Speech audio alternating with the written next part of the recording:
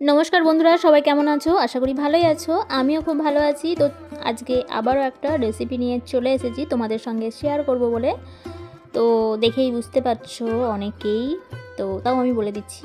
তো আমি আজকে বানাবো পালং শাকের ডালনা। তো শীতের শুরু, আর পালং শাক খাবো না বাঙালি হয়ে তাই কখনো হয়? তো আজকে আমি নিয়ে চলে এসেছি পালং শাকের ডালনা রেসিপি। তো চলো দেখে নিই পালং শাকের ডালনা করতে কি কি লাগছে। তো দেখো, নিয়েছি আমি ছোটো ছোটো করে আলু কেটে নিয়েছি, সিম, মূলো, বেগুন আর কাঁচা লঙ্কা। এটাই ঝাল দিতে হয় না, তাও আমি দিয়েছি সামান্য একটু চিড়ে ঝালের জন্য দুটো কাঁচা লঙ্কা। নিয়ে নিয়েছি পালং শাক, একদম ধুয়ে বেছে কেটে নিয়েছি ছোটো ছোটো করে, একদম ছোটো ছোটো করে কেটে নিয়েছি। এদিকে দেখো নিয়ে নিয়েছি বড়ি, আদা, নিয়েছি সর্ষে, আমি ব্যবহার করেছি কালো সর্ষে। ফোড়নের জন্য নিয়ে নিয়েছি 5 ফোড়ন, আর নিচ্ছি তেজপাতা আর একটা শুকনো লঙ্কা। এদিকে একটা বাটি, একটা মশলা নিয়ে নেবো।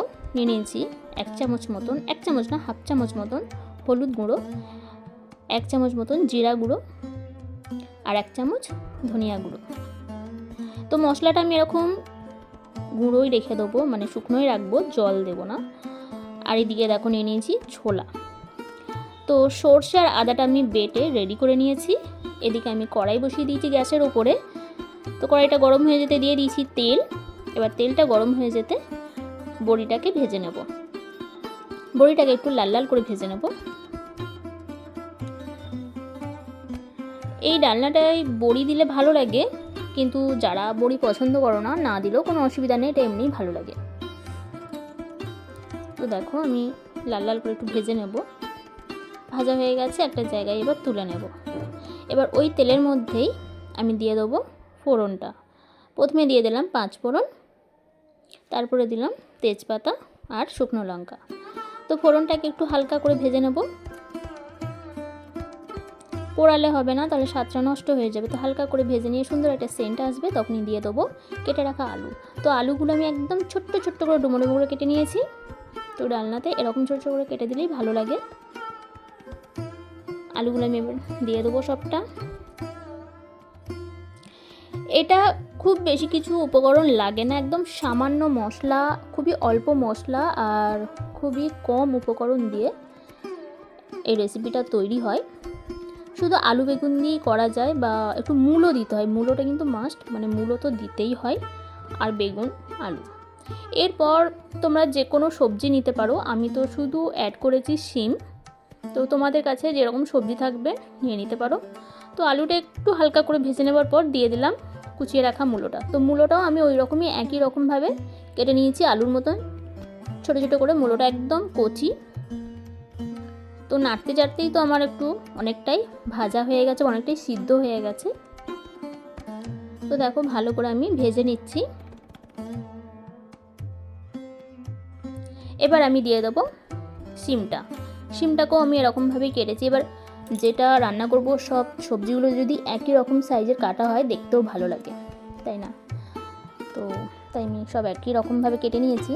তোমরা যেমন খুশিভাবে কেটে নিতে পারো, তবে ডালনাতে এরকম ছোটো ছোটো করে আলু কেটে দিতে হয় বা সবজি কেটে দিতে হয়।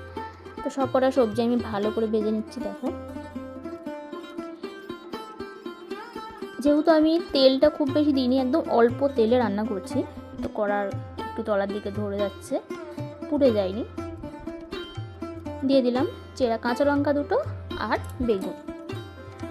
তো আমি তো নিয়েছি সবুজ যে বেগুনটা, তোমরা যে কোনো বেগুন দিতে পারো, তবে আমার শাশুড়ির কাছে একটা টিপস যেটা পেয়েছি, বা অনেকেই জানো তোমরা বা ফলো করো, কি বলো তো, অনেকের মুখে শুনেছি যে বেগুনেরও অনেক রকম ভাগ আছে, খাওয়ার নিয়ম আছে। তো আমি সবটা জানি না, তাও আমি ওই একটা জিনিস বলতে পারবো যে এই যে সবুজ বেগুন বা অন্য বেগুনগুলো, এইগুলো না এই তরকারির জন্য, বা ছোটো যে বেগুনগুলো ওইগুলো তরকারিতে ব্যবহার হয়, আর যে কালো যে বেগুনগুলো ওগুলো ভাজা খেতে ভালো লাগে, আর এইগুলো হচ্ছে তরকারিতে ভালো লাগে বা ঝোলে।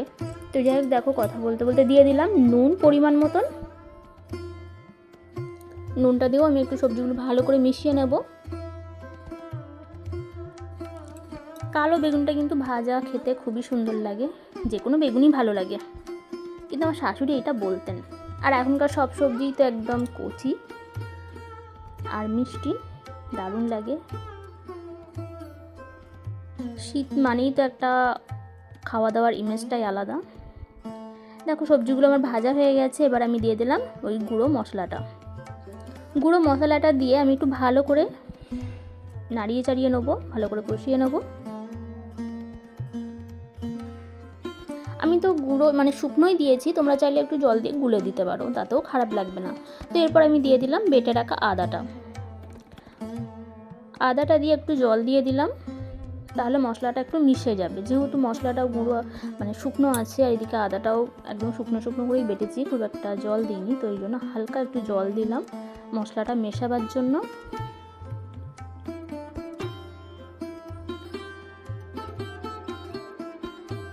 তো দেখো সবজিগুলো আমার প্রায় হয়ে এসেছে, এটা খুব বেশি কষাবার দরকার হয় না।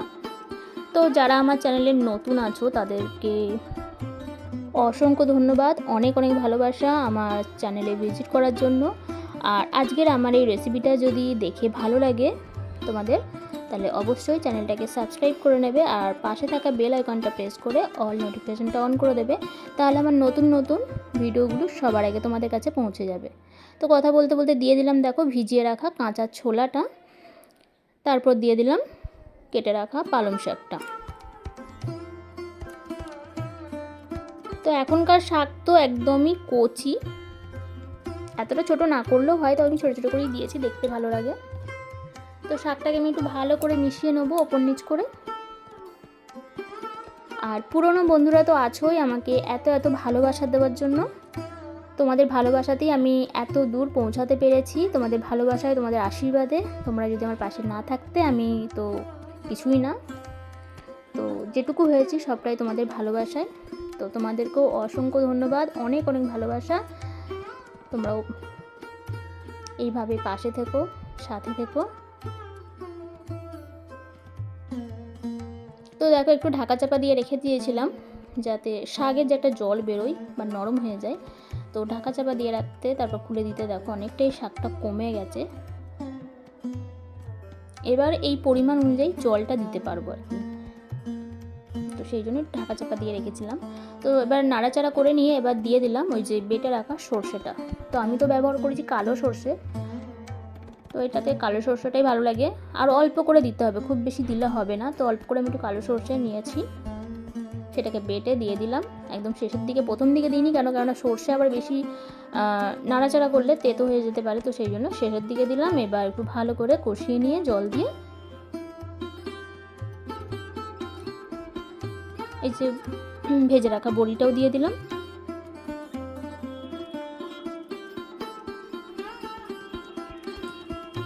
বড়িটা তোমরা চাইলে দিতে পারো, আর না চাইলে স্কিপ করতে পারো, কোনো অসুবিধা নেই। আর এটা খুব তাড়াতাড়ি তৈরি হয়, খুবই কম উপকরণ দিয়ে, তোমরা তো দেখছো। আর এটা কিন্তু ঝাল খায় না। আমার শাশুড়িকে দেখেছি হলুদ দিতেন না উনি, তো আমি তাও দিয়েছি সামান্য একটু হলুদ, তোমরা চাইলে দিতেও পারো, নাও দিতে পারো। তো দেখো এটা একটু ঝোল হয়, তো সেই জন্য আমি এই যে ছোটো বাটির প্রায় 4 বাটি মতন জল দিয়েছি, তোমরা তোমাদের পরিমাণ অনুযায়ী জল দিয়ে দেবে। এটা বেশ ঝোল মতন হবে, কিন্তু যখন রান্নাটা হয়ে যাবার পর একটু ঢাকা চাপা দিয়ে রাখবে, ঠান্ডা হয়ে যাবার পর তখন কিন্তু ঝোলটা একদমই অনেকটা কমে যায়। তো আমি দিয়ে দিলাম সামান্য একটু চিনি, নিরামিষ রান্না মানেই তো একটু চিনি না দিলে স্বাদটা ভালো লাগে না ঠিক। তো যারা মিষ্টি পছন্দ করো না স্কিপ করতে পারো চিনিটা, কোনো অসুবিধা নেই, এটা মিষ্টি ছাড়াও ভালো লাগে। তবে আমি যে চিনিটা দিয়েছি এতে কিন্তু মিষ্টি হয়নি, তবে স্বাদের ব্যালেন্সটা বেশ ঠিকঠাক ছিল, তো দিয়ে দিয়েছি। এবার দেখো ঢাকা চাপা দিয়ে রেখেছিলাম কিছুক্ষণের জন্য, তো তারপর ঢাকা খুলে চলে এসেছি, হয়ে গেছে আমার রান্নাটা প্রায়। তো বড়িগুলো আমি খুন্তির সাহায্যে ঘেঁটে দেবো, সবজিগুলোকেও একটু হাতা দিয়ে আমি ঘেঁটে দেবো। তোমরা চাইলে একটু ডাল ঘাটুনি দিয়ে একটু চেপে ঘেঁটে দিতে পারো, যেহেতু ওরা ডাল না একটু গলাটাই হবে। তো হাতের সাহায্যে আমি দেখো একটু ঘেঁটে দিচ্ছি। আমারটা তো অনেকটাই শুকনো হয়ে গেছে মনে হচ্ছে। তো এই রান্নাটাও আমার শাশুড়ির কাছ থেকেই শেখা, উনি এই ধরনের নিরামিষ রান্নাগুলো সত্যি অসাধারণ করতেন।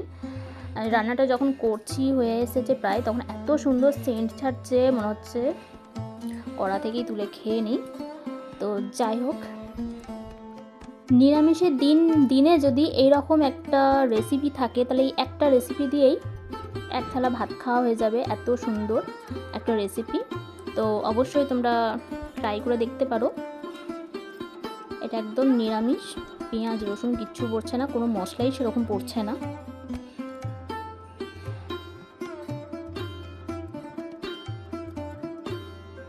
কত সুন্দর হয়েছে দেখো রঙটা, খেতেও কিন্তু দুর্দান্ত হয়েছে, স্বাদটা তো অতুলনীয়, মানে না খেলে বুঝতে পারবে না।